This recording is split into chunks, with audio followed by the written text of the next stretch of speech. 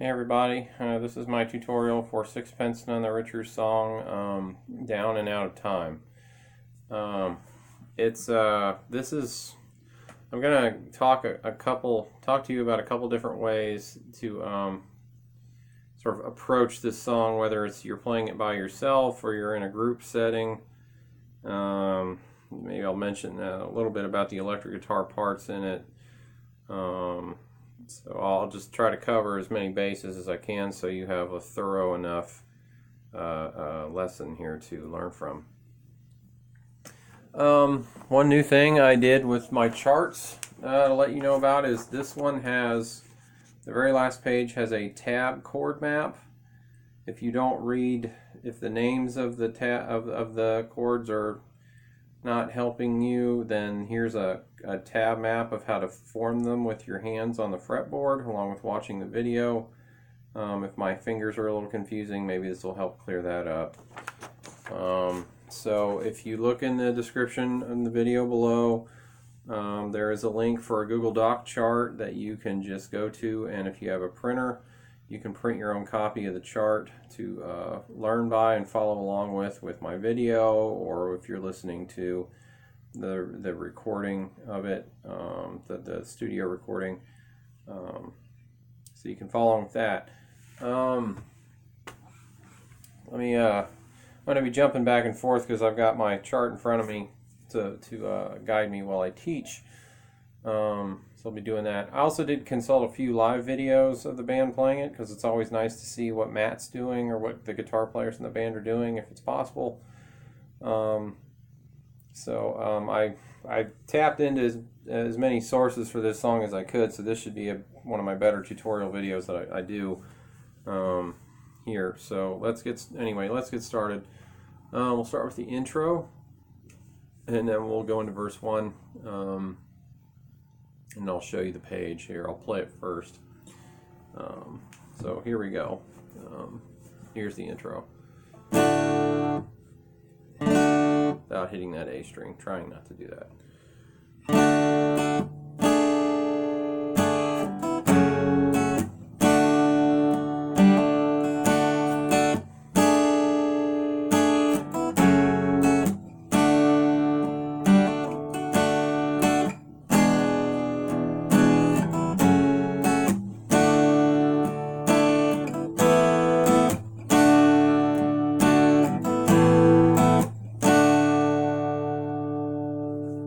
Okay. We'll just start with the intro real quick. I'm going to grab my chart. Just a second. Okay.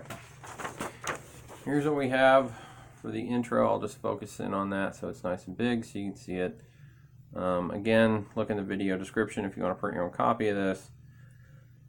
The big thing to notice about this song is every single chord change. Your first chord always happens on the 1 beat, and your second chord in a measure will always happen on the quote-unquote 2 plus. The 1 plus 2 plus 3 plus 4 plus is like every beat is 1, 2, 3, 4, so everything in between is a quote-unquote eighth, instead of a quarter notes are 1, 2, 3, 4 and 4 4 time, and then the pluses are like the eighth beat in between the numbers. So that is the chord change in this song's a little funny because here I'll put it up nice and close where that D and the D with the sharp fourth in parentheses is. I underlined the spots where the changes happen. So the D chord lands on the 1, the D with the sharp fourth lands on the 2 plus. So it's like if you were tapping your foot, you would play that D sharp with the sharp fourth in between your 2 and 3.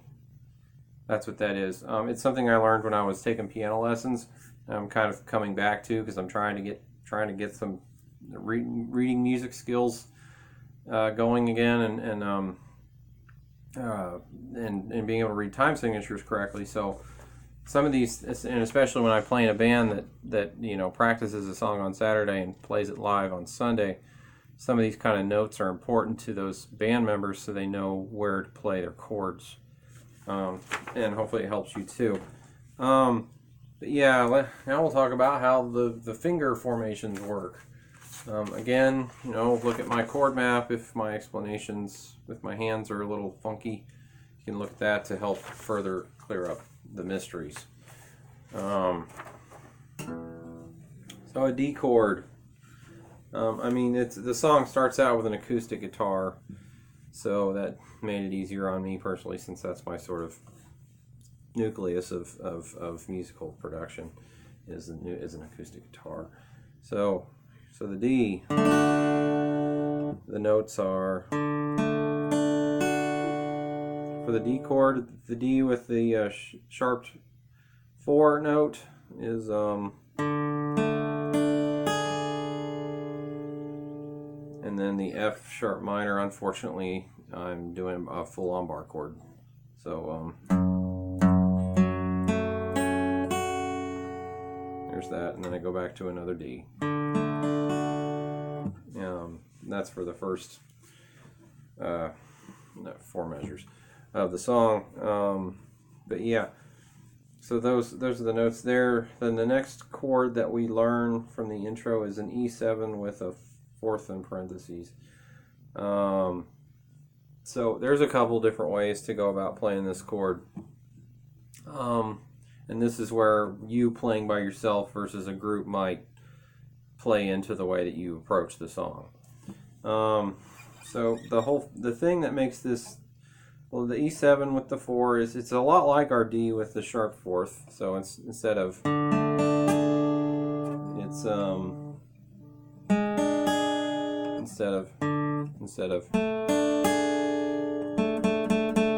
we're sliding our finger back, and we have a couple options. Now, since this is an E chord, it's not a D, our bass root note needs to be an E somehow. So there's a couple different ways to do that. What I've been doing is I'll put my middle finger on the 4th string, 2nd fret, or that's one thing I can do. The thing I haven't been doing is different, but this is the other option, is so you get,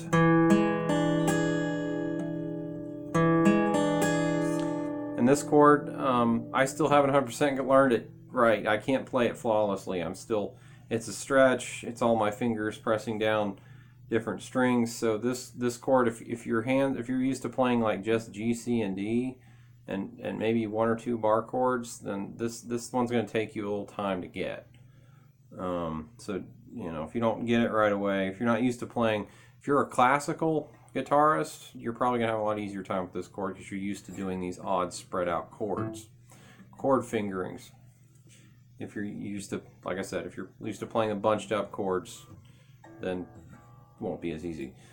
But anyway, E7 with the 4th, different ways. The one way is this. So what we're doing different is, instead of our D with the sharp 4th, where we were, nope, I'm screwing it up. Now it's, like I said, slid the finger back 1 fret, and I pressed the 4th string on the 2nd fret. Another option, if you want to get a fuller sound with that lower E string, instead of you're going to press down your 5th string, your A string on the 2nd fret, while touching the 4th string below it enough to mute it, and playing your there, and then an E7 is this.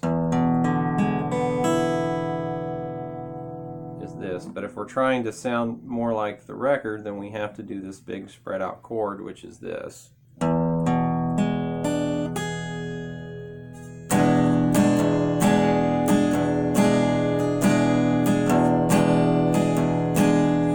what might be a good idea is just holding that shape for a minute or so, as long as if your fingers are starting to hurt, let go. It's almost like you're going to be building up strength to do this chord. It might be that hard. And just sit on it and just strum that chord by itself so you can get comfortable with the shape, and then it'll be a matter of getting comfortable with the changes. If I'm seeming super thorough, it's because if somebody who's like beginning guitar and just beginning to play, this lesson's really built for the beginner. I am going to try to get a performance video up that just has me playing and not talking, and that for the intermediate person who has got chording experience, who doesn't need me to talk for a long time, that video will probably be for you, and this one will probably be, like I said, for the beginners. But here we go. So you saw how that change worked. So we have that. And try not to hit that A string. That's a bad habit. I'm trying to stop doing that. It's a bad habit.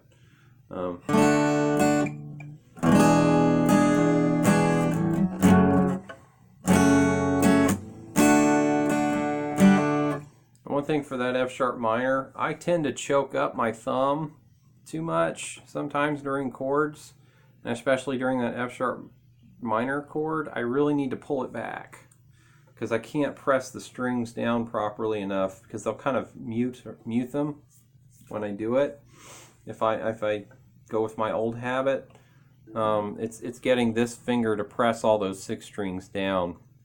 Even though I have these 2 fingers here, I still have to press everything on that 2nd fret to keep the chord clean and sounding as bright, as correct, and let the strings ring out like they should while I'm doing that chord. So it's really me, my thumb's about here. I'm used to sliding it up another 1/2 inch up on the neck, usually on chords. And I can do, like during my D chord, you can see my thumb's kind of like, hey, how you doing? Hanging out.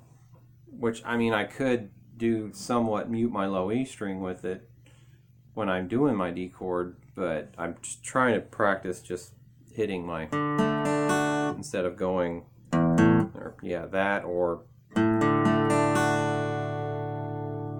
mean, the A string's harmonious with the chord, but it's not, the root note's supposed to be a D. And there are some players who they hear me do that and it drives them nuts, so I'm trying to clear that up. So it's either I reach up with my pinky and set it between my 5th and 6th string to mute those while I play a D chord, or I figure something else out, or I just try to play cleaner. I try to make it the habit where I don't do that. So I have a couple options there. Anyway, again, like I said, this is a beginner's video, and that's why I'm being so anally thorough on your chording method, because I'm not only helping you learn the song, I'm trying to help you be a better guitarist if you're starting out. But yeah, that's that E7/4. So it's you could get away with, I guess you could do like a, but then you're playing, I don't know what that chord is, because of the way it's not this, it's not, it's, so anyway, if you had a bass player that was hitting that low E, it probably wouldn't sound horrible if you went. So, and as long as your bass player's hitting a nice deep low E to, round that out and make it sound correct, you'd be okay. I'd try to practice it maybe if doing the, if trying to get that low E in there is a problem, then use your 4th string on the 2nd fret. Do your,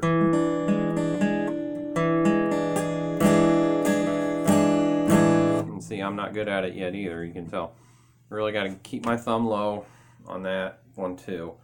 I guess I'd recommend getting used to having your thumb lower on the neck. Don't reach up so much. Try to keep it low, because some of your chords, you're going to need it to be there in the first place anyway. Maybe. I don't know. Guitar is a journey. Playing the instrument is a journey. It's like learning Kung Fu or doing other things. Learning martial arts. It's cooking, anything. You're in for a journey. You're going to have to figure out what works best with your hands. What works best for mine. I have larger male hands. Women with daintier, smaller hands may have to, I mean, they're really going to have to, bar chords, they're going to have to bend around the neck some. Or hold the guitar in a different position. This is the classical position where it's between the legs, instead of it's sitting on this leg like this. It's sitting on my leg like that. So I mean, my dad plays like this more often, which is the sort of kind of, and maybe I should start playing like this more.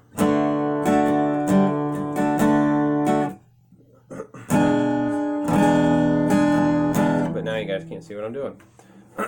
So here we go. Anyway, there's that. So let's see, what have we done? We've done everything. Now we have an A2, which there's different ways.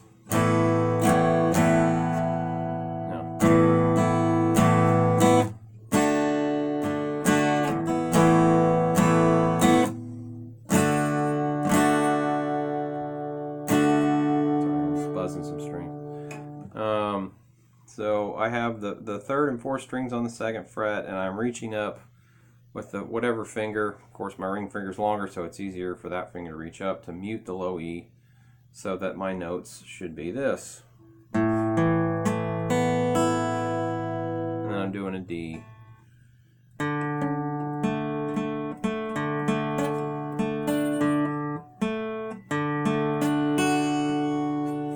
And what I'm doing is my pinky is resting, like I had done earlier, between the 5th and 6th strings, and there.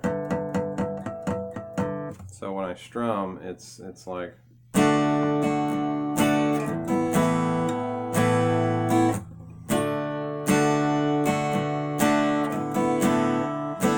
Shoot.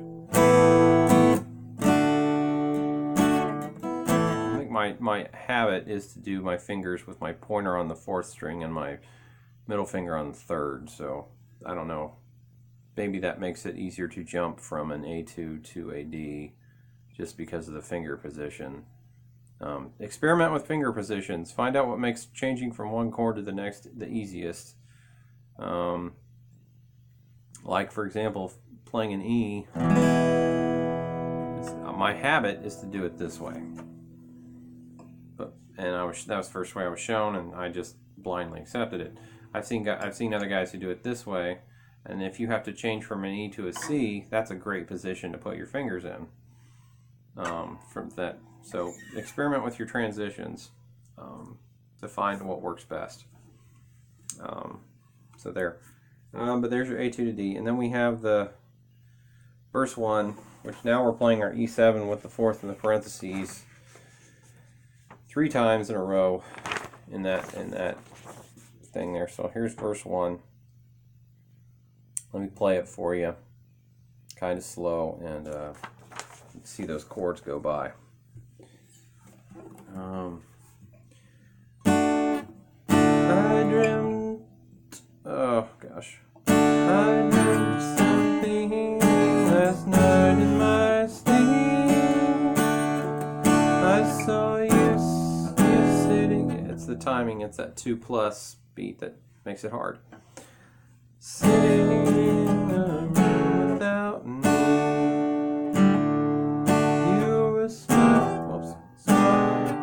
It's really going to take you practicing and getting used to going from here to this, or whichever way you choose, and then, you know, having that so it's effortless and you don't think about it when you change, and then being able to sing while you do that.